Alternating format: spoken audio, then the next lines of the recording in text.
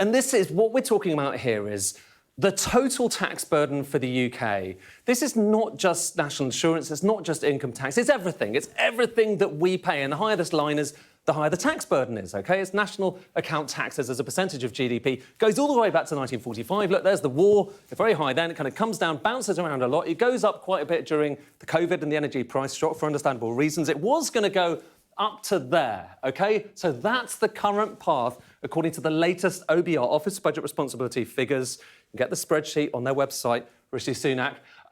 But if you insert the latest plans that the Conservatives have from their manifesto, again, from the scorecard in your manifesto, Prime Minister, this is what comes out. The line still goes up. Yes, it goes up less quickly than it did before, but it is still going up. So the tax burden is still rising into the next Parliament under the Conservative Party. Might go down a teeny bit at the end, but we don't really know about that because we don't have the figures yet. But it ends up higher. It ends up higher. And just to make that clear, let's take that line and we'll draw a line all the way back here.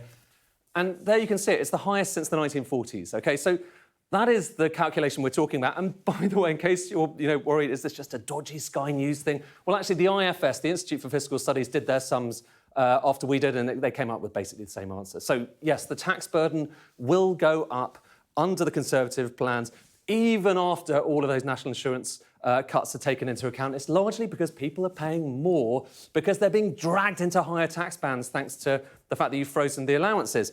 Let's just kind of talk about a couple of other things. And stop me, Sophie, if I go on, because there's quite a lot to talk about here. There were quite a few moments, weren't there, where a lot of us were like, ooh, hang on, does that really add up? One of the things that was kind of interesting, this is just more like a definitional thing, OK? The Prime Minister said a couple of things. Inflation is back to normal. And actually, that is true. When you look at the annual increase in inflation, it is now at 2.3%. What I'm showing you here, though, OK, is the level of prices across the UK. And look at the level. The level's going up and up and up. When we talk about inflation, OK, that's the annual increase. And inflation in this case, the last year, is the difference between that point there, perhaps we can zoom in and show you, that point and that point. And that difference is 2.3%. So it feels, if you look at the kind of data, that is normal. However, for most people, it's not really about that. It's actually the difference between that and that. When the cost of living crisis actually started, that was pretty kind of normal. Then things started to really accelerate. And if you look at the difference between that, the last 3 years, that's 20%. So it's worth just saying, that's not really a correction for the Prime Minister, but it is a kind of big difference.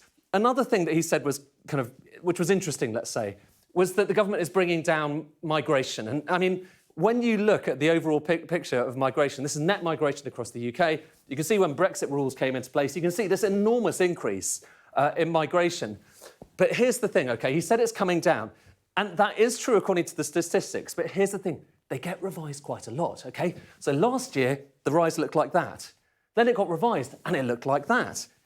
Note how it looked like it was coming down. Then it got revised again, and it looks like that. So we've got to be a little bit careful about assuming that migration really is coming down, or maybe when new figures come in, it just gets revised all over again. So there are quite a few things one could pick apart.